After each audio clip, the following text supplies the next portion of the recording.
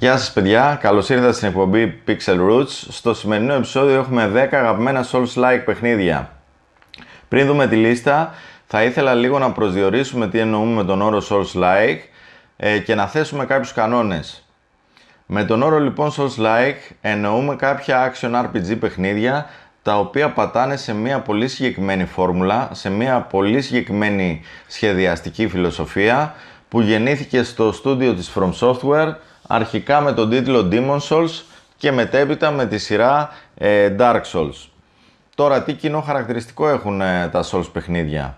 Όσον αφορά τη μάχη, έχουμε real-time combat, έχουμε μάχη που βασίζεται στην παρατήρηση και στην αντίδραση, δεν πατάμε δηλαδή τυχαία κουμπιά, ούτε σπαμάρουμε το κουμπί της επίθεσης, γιατί μας περιορίζει ο μηχανισμός του stamina, της αντοχής.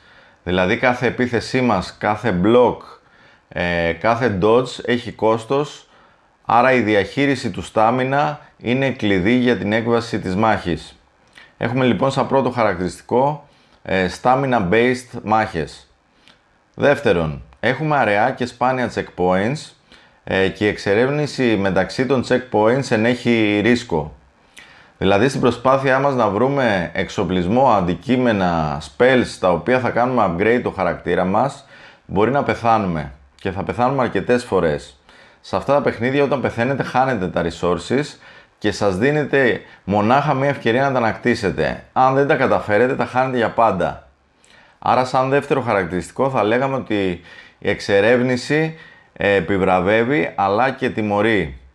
Τρίτον, η αφήγηση γίνεται μέσα από το περιβάλλον, μέσα από την εξερεύνηση, δηλαδή θα βρείτε πολλά αντικείμενα τα οποία έχουν περιγραφές και ενώνοντας αυτές τις περιγραφές ξεδιπλώνεται το lore μπροστά μας.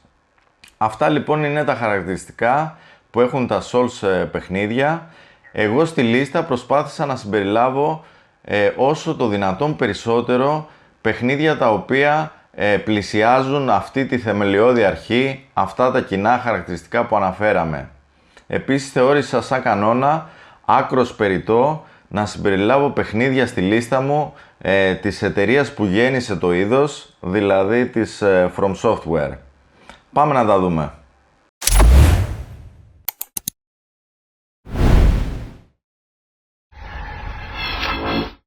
Στη θέση νούμερο 10, Mortal Shell. Ένας πολύ ιδιαίτερος indie Souls-like τίτλος από μια πολύ μικρή εταιρεία, την Cold Symmetry. Το παιχνίδι, παιδιά, εξελίσσεται σε ένα πολύ έτσι απόκοσμο και απομονωμένο σύμπαν. Το διάλεξα γιατί εισάγει διάφορες καινοτομίες. Πρώτον, έχουμε την προσθήκη των shells, δηλαδή τα κελύφη, που ουσιαστικά τι είναι? Είναι κουφάρια νεκρών πολεμιστών που τα φοράμε και κάθε κέλυφος, κάθε cell είναι ξεχωριστό build.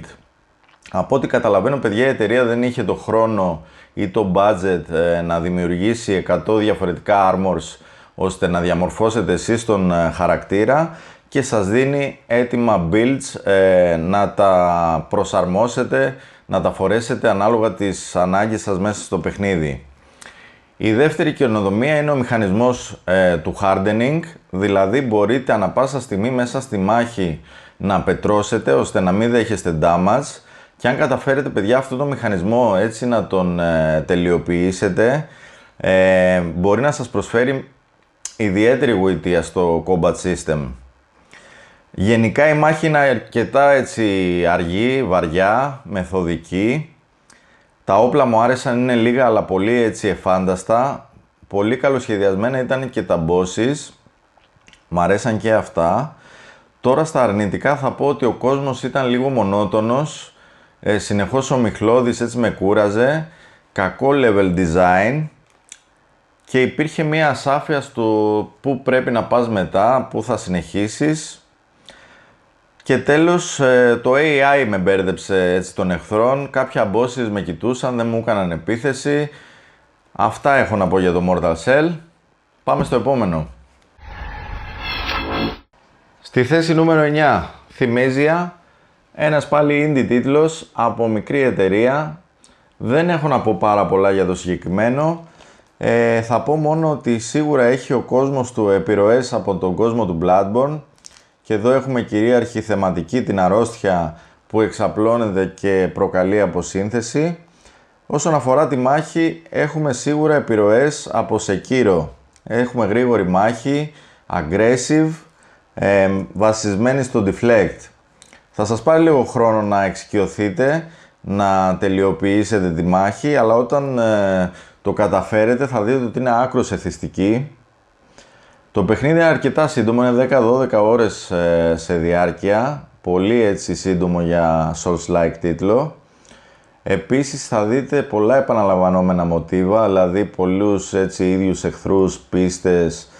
Τα bosses είναι πάρα πολύ λίγα, μετρημένα ας πούμε, αλλά θεωρώ ότι άξιζε να μπει στη λίστα μόνο και μόνο για το combat το συγκεκριμένο. Αν μπορούσα να το βαθμολογήσω, το combat θα του βάζα 9 ή 10 στα 10. Εξαιρετικό παιχνίδι για τη διάρκεια του. Must play. Στη θέση νούμερο 8, ένας τίτλος έκπληξη, Another Crab's Treasure. Εξαιρετικό παιχνίδι που μας αποδεικνύει ότι το είδος δεν εξαρτάται μόνο από dark fantasy, gothic, σκοτεινούς κόσμους. Μπορεί να σταθεί μια χαρά σε ζωηρά χρώματα, σε χαρούμενη διάθεση και να συνδυαστεί πολύ ωραία με platforming. Πολύ ωραία η ιστορία μας. Ελέγχουμε ένα κάβουρα ο οποίος χάνει το καβούκι του το σπίτι λόγω χρεών και ξεκινάτε μια περιπέτεια να το ανακτήσετε. Στην πορεία το καβούκι θα το αντεκαταστήσετε με διάφορα έτσι απορρίμματα του ανθρώπινου κόσμου. Δηλαδή θα βάλετε στην πλάτη σας από κονσέρβες μέχρι κουτάκια αναψυκτικών, καπάκια νερού, κομμάτια λέγκο, οτιδήποτε μπορεί να βάλει ο νους σας σε σκουπίδια που μολύνει ο άνθρωπος στη θάλασσα. Πάρα πολύ έξυπνος τρόπος. Ουσιαστικά το παιχνίδι έχει μια οικολογική θεματική που δεν μας την επιβάλλει, δεν μας την αφηγείται, αλλά την σωματώνει πολύ ωραία, οργανικά στο gameplay. Εξαιρετικό, πολύ διασκεδαστικό, πολύ χιουμοριστικό, λίγα bugs συνάντησα, περισσότερο η κάμερα ας πούμε, σε μάχες ήταν νούμερο 1 εχθρός μου. Διάφορα έτσι χτυπήματα εχθρών μέσα από τείχους ή τα εκμεταλλευόμουν εγώ και τους χτυπούσα μέσα από τείχους. Και θα έλεγα ότι αν είστε παίχτες που εστιάζετε σε αυτά τα παιχνίδια στο μηχανισμό του dodge, το συγκεκριμένο δεν θα σας τη χαρίσει. Το παιχνίδι εστιάζει περισσότερο στο block και στο parry. Εξαιρετικό, να το παίξετε οπωσδήποτε. Πάρα πολύ ωραίο. Πάμε στο επόμενο.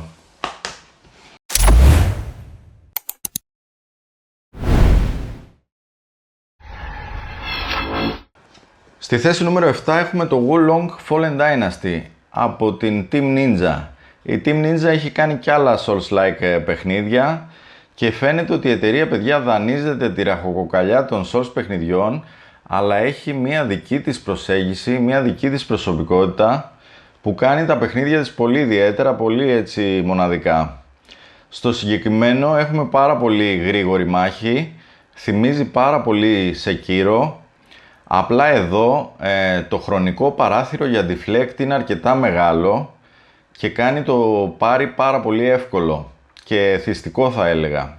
Έχουμε μεγάλη ποικιλία όπλων, αντικειμένων, spells και γενικά περιεχομένου και αν μπορέσετε, παιδιά, να συνδυάσετε στη μάχη τα όπλα, τα spells και τα abilities, το αποτέλεσμα μπορεί να είναι πάρα πολύ έτσι γοητευτικό. Έχουμε επίσης την εισαγωγή του moral system, δηλαδή έχουμε το μηχανισμό του ηθικού που ουσιαστικά είναι ένας αριθμός δύναμης. Όσο πιο μεγάλο ηθικό έχετε, τόσο περισσότερο damage μπορείτε να κάνετε μέσω abilities, spells ή όπλων στον εχθρό. Το ίδιο ισχύει βέβαια και για τον αντίπαλο, γιατί έχει και αυτός ηθικό. Το Wulong, παιδιά, είναι ένα αρκετά εύκολο Souls-like παιχνίδι. Είναι ένα παιχνίδι που θα το πρότεινα σε έναν αρχάριο που θα ήθελε να μπει στον κόσμο των Souls-like. Οπωσδήποτε. Πάμε να δούμε το επόμενο. Στη θέση 6 αντιμετώπισα τεράστιο δίλημμα αν θα βάλω το Remnant 2 ή τη σειρά Surge. Τελικά κατέληξα στα Surge 1 και 2. Όχι απαραίτητα γιατί είναι καλύτερα παιχνίδια. αλλά γιατί πλησιάζουν περισσότερο, θεωρώ τουλάχιστον, τη φιλοσοφία των Souls-like παιχνιδιών. Πολύ ιδιαίτερα, πολύ μοναδικά. Εδώ παιδιά πάλι ξεφεύγουμε από τον συνηθισμένο κόσμο των Souls παιχνιδιών, έτσι τον μεσαιωνικό ρεαλισμό που κυριαρχεί σε αυτά τα παιχνίδια. Πάμε σε ένα πιο sci-fi setting, σε ένα δυστοπικό μέλλον, όπου κυριαρχούν τα ρομπότ, τα drones, τα ανδροειδή, μολυσμένοι άνθρωποι, σε ένα έτσι πιο βιομηχανικό περιβάλλον. Θα ήθελα να εστιάσω πάρα πολύ σε διάφορες καινοτομίες που εισάγουν τα παιχνίδια, όπως το limb targeting, που ουσιαστικά στοχεύετε τον εχθρό σας όχι απαραίτητα για να τον σκοτώσετε, αλλά γιατί χρειάζεστε εξοπλισμό που βρίσκονται στα άκρα του, ώστε να αναβαθμίσετε τον εξωσκελετό σας, τη στολή σας. Άρα έχουμε μεγάλη έμφαση σε αυτόν τον μηχανισμό που εκτός ότι είναι εθιστικός, είναι και απαραίτητος για την αναβάθμιση του χαρακτήρα μας. Επίσης παιδιά, έχουμε και διάφορα εμφυτεύματα που βάζουμε στη στολή, ώστε να αλλάζουμε τον τρόπο παιχνιδιού κάθε φορά, να ορίζουμε εμείς οι ίδιοι το gameplay. Οπότε είναι ένα παιχνίδι που βασίζεται πάρα πολύ σε αυτούς τους μηχανισμούς που είπαμε, στο limb targeting και γενικότερα έτσι στο loot system. Δεν μπορώ να ξεχωρίσω κάποιο από τα δύο. Στο ένα μου άρεσε πιο πολύ η ατμόσφαιρα, το story. Στο δεύτερο το βρήκα λίγο πιο ανανεωμένο, με περισσότερες έτσι προσθήκες, καινοτομίες. Τώρα επειδή δεν θα ήθελα να δικήσω το Remnant, αν θέλετε, ας πούμε, σας αρέσει το co-op, εδώ δεν υπάρχει αυτή η επιλογή, οπότε σας παραπέμπω στο Remnant. Πάμε να δούμε το επόμενο. Στη θέση νούμερο 5, Lords of the Fallen. Μια κλασική περίπτωση παιχνιδιού του τι θα μπορούσε να ήταν και τι τελικά είναι. Ένα παιχνίδι παιδιά που βγήκε με πάρα πολλά bugs και τεχνικά προβλήματα, τα οποία το καθήλωσαν χαμηλά σε λίστες με βαθμολογίες. Μετά βέβαια τα updates που πήρε, θεωρώ ότι έγινε πάρα πολύ αξιόλογο παιχνίδι. Εγώ προσωπικά το απόλαυσα και το βρήκα εμπειρία πάρα πολύ κοντινή στα αυθεντικά Souls παιχνίδια, έτσι που διαδραματίζεται σε μεσαιωνικό κόσμο. Έχει τεράστιο περιεχόμενο, έχει πάρα πολλά όπλα, spells, abilities, αντικείμενα που μας δίνουν ελευθερία να ορίσουμε εμείς το gameplay, να διαμορφώσουμε εμείς το build μας και δίνουν όλα αυτά στο παιχνίδι μεγάλο replay value. Επίσης, το Lords of the Fallen εισάγει δύο διαφορετικούς κόσμους, παίζεται δηλαδή ανάμεσα στον κόσμο των ζωντανών και το Umbral που είναι η σκοτεινή διάσταση των νεκρών. Το Umbral παιδιά μας χρησιμεύει στο παιχνίδι για να ανακαλύψουμε διάφορα κρυφά μονοπάτια, ουσιαστικά για να λύσουμε κάποιους περιβαλλοντικούς γρίφους. Μας χρησιμεύει όμως και στη μάχη που μας εκθέτει τις αδυναμίες του εχθρού, ώστε να τις εντοπίσουμε και να τις εκμεταλλευτούμε. Παιχνίδι παιδιά που αξίζει την προσοχή σας, ιδιαίτερα μετά τα updates. Για μένα είναι must play οπωσδήποτε. Πάμε παρακάτω.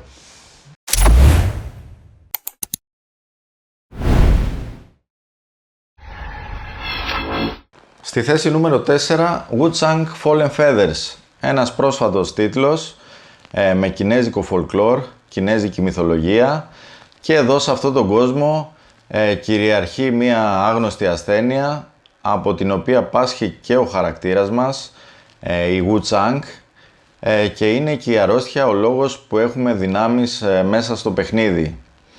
Το συγκεκριμένο παιδιά δεν διαθέτει πάρα πολλά έτσι όπλα, έχετε 4-5 διαφορετικά να διαλέξετε, αλλά δεν ήταν κάτι το οποίο με αποθάρρυνε. Ίσα ίσα νομίζω ότι μου έδωσε την ευκαιρία να πειραματιστώ με κάθε όπλο, να δω έτσι διαφορετικά play styles. Επίσης υπάρχει ένα skills tree, ένα δέντρο με abilities και upgrades, στο οποίο μπορείτε να κάνετε κάποια upgrades στα weapon arts και να ξεκλειδώσετε κινήσεις για κάθε όπλο και να εμπλουτίσετε έτσι περισσότερο το gameplay. Πάρα πολύ όμορφος κόσμος, τα οποία τα χάζευα πάρα πολλές έτσι, στιγμές. Οι περιοχές ήταν λίγο χαόδεις, δηλαδή ήταν πολλές φορές που έτσι αποπροσανατολίστηκα και έχασα περιοχές που μείναν ανεξερεύνητες. Στο πρώτο playthrough νομίζω έχασα και διάφορα έτσι προαιρετικά bosses, δεν τα συνάντησα ποτέ. Το παιχνίδι στην αρχή θα σας φανεί έτσι λίγο δύσκολο, ξεκινάει με λίγα εφόδια, αλλά από τη μέση και μετά κάνοντας upgrades θα πάει νεράκι. Οι εχθροί δεν είναι τόσο δύσκολοι σε κάθε πίστα. Θα δείτε πολλούς εχθρούς να σας έχουν πλάτη, να μην καταλαβαίνουν ότι είστε από πίσω τους, κάθονται. Το μόνο challenging που μπορείτε να βρείτε είναι κάποια bosses που θα τα παίξετε αρκετές φορές. Πολύ αξιόλογο παιχνίδι, παιδιά, να του ρίξετε μια ματιά. Πάμε στο επόμενο. Στη θέση νούμερο 3, Kazan The First Berserker. Ένας πολύ ξεχωριστός τίτλος που διαφοροποιείται από την συνηθισμένη αισθητική των Souls παιχνιδιών. Εδώ στον οπτικό τομέα, παιδιά, έχουμε ένα πιο anime στυλ εμπνευσμένο γραφιστικό που κάνει οπτικά το παιχνίδι πάρα πολύ έτσι ιδιαίτερο. Ο τομέας όμως που θεωρώ που ξεχωρίζει το Kazan είναι ξεκάθαρα το combat. Έτσι έχουμε ένα fast-paced aggressive combat βασισμένο στο block και στο parry. Πλησιάζει πιο πολύ τη φιλοσοφία του Sekiro και τον Nioh. Έχουμε μεγάλη λεπτομέρεια στη μάχη, ωραία visuals, πολύ εντυπωσιακές κινήσεις και όλα αυτά δένουν πάρα πολύ όμορφα με το καταπληκτικό soundtrack που έχει το παιχνίδι και κυρίως τα ηχητικά εφέ. Τονίζω τα ηχητικά εφέ, παιδιά, γιατί αν καταφέρετε ας πούμε πάρει στο κατάλληλο timing, το ηχητικό εφέ που το συνοδεύει κάνει το αποτέλεσμα πάρα πολύ εντυπωσιακό και τη μάχη πάρα πολύ εθιστική. Εξαιρετικές και οι μάχες με τα bosses του παιχνιδιού. Τα bosses είναι ένα και ένα, με καταπληκτικό soundtrack από πίσω κάθε φορά που παίζετε ένα boss. Το HP των bosses είναι αρκετά μεγάλο και το damage που θα του κάνετε είναι αρκετά μικρό, οπότε ετοιμαστείτε για πολύ ωραίες μάχες. Θα χάσετε αρκετές φορές και θα πρέπει να μάθετε τις κινήσεις που έχει κάθε boss και τα patterns. Εξαιρετικό παιχνίδι. Δεν θα το πρότεινα σε κάποιον αρχάριο, είναι πολύ challenging. Το level design ήταν λίγο μέτριο, το story δεν ήταν κάτι ιδιαίτερο, αλλά παιδιά, γενικότερα σε αυτά τα παιχνίδια, στα Souls και στα Soul Likes, μην περιμένετε story έτσι εξαιρετικά, βασίζονται περισσότερο στο gameplay αυτά τα παιχνίδια. Αυτά για το Kazan. Πάμε να δούμε το επόμενο. Στη θέση νούμερο 2, η σειρά Nioh. Από την Team Ninja και πάλι. Όπως προαναφέραμε, η Team Ninja έχει τη δική της προσέγγιση στα Souls παιχνίδια, έχει τη δική της ταυτότητα και τα παιχνίδια της έχουν κάποια κοινά χαρακτηριστικά. Και στο Wolong Fallen Dynasty και στα Nioh βλέπουμε ότι η εταιρεία δανείζεται περιόδους της ανθρώπινης ιστορίας και τις τοποθετεί έτσι σε πιο dark fantasy κόσμους. Για μένα ξεχωρίζουν και τα δύο λόγω combat. Έχουμε έτσι μια fast-paced aggressive μάχη που βασίζεται πολύ στο timing, δηλαδή στο deflect και στο counter attack. Πολύ εθιστική μάχη. Έχουμε μεγάλη ελευθερία στη διαμόρφωση του χαρακτήρα. Μπορείτε να κάνετε το χαρακτήρα σας πιο stealth, πιο ninja. Μπορείτε να το κάνετε πιο samurai, πιο πολεμιστή ή να κάνει περισσότερα μαγικά. Εξάλλου το skill tree με τα abilities που μπορείτε να ξεκλειδώσετε είναι τεράστιο. Έχουμε πληθώρα όπλων και πάρα πολύ ωραίο όπλων. Και επίσης να πω ότι είναι πάρα πολύ ωραία η προσθήκη των stances που έχει το παιχνίδι. Δηλαδή έχουμε το high stance που είναι για βαριά χτυπήματα αλλά αργά. Έχουμε το low stance που είναι για γρήγορα χτυπήματα και εύκολο dodge. Έχουμε το mid stance που είναι για ισορροπία αυτών των δύο.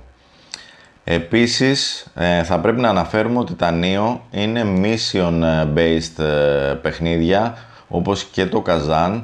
Έχουμε αποστολές, υπάρχει μια σαφής καθοδήγηση του τι πρέπει να κάνετε και πού πρέπει να πάτε μετά. Εξαιρετικά τα Nioh. Θα μπορούσα να τα είχα βάλει και στην πρώτη θέση, αλλά προσπάθησα να είμαι όσο πιο αντικειμενικός γίνεται να τα παίξετε. Και αυτή η συλλογή τα έχει και τα δύο για όσους ενδιαφέρονται. Πάμε να δούμε το νούμερο 1.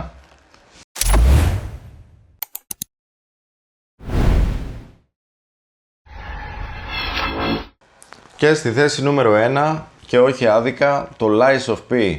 Καταπληκτικό παιχνίδι, πολύ κοντά στη φιλοσοφία και αισθητική του Bloodborne. Εδώ ο κόσμος μας είναι βγαλμένος από το κλασικό παραμύθι του Πινόκιο, αλλά σε μια πιο διαστρεβλωμένη μακάβρια steampunk εκδοχή. Είναι πλούσιο σε σχεδιασμό των όπλων. Έχουμε τα όπλα στο παιχνίδι που απαρτίζονται από δύο μέρη. Έχουμε τις λαβές και τα κύρια μέρη και μπορείτε να τα συνδυάσετε και να πειραματιστείτε ώστε να αλλάζετε κάθε φορά το στυλ της μάχης. Πολύ ωραία είναι και τα abilities που μας δίνουν τα διάφορα μηχανικά χέρια που φοράμε. Κάθε μηχανικό χέρι έχει το δικό του ability και το προσαρμόζουμε στο σώμα μας ανάλογα με τις ανάγκες κάθε περιοχής. Παιχνίδι που υπερτερεί σε πάρα πολλούς τομείς, δεν είναι ότι ξεχωρίζει σε έναν. Έχουμε καταπληκτικά γραφικά, έχουμε φοβερό gameplay, art direction, soundtrack, story, όλα είναι στα κόκκινα. Δικαίως νομίζω βρίσκεται σε όλες τις λίστες στις πρώτες θέσεις, ειδικά μετά την προσθήκη του καταπληκτικού DLC, όπου έχουμε μια ολοκληρωμένη εικόνα ενός Souls-like αριστουργήματος. Αυτά.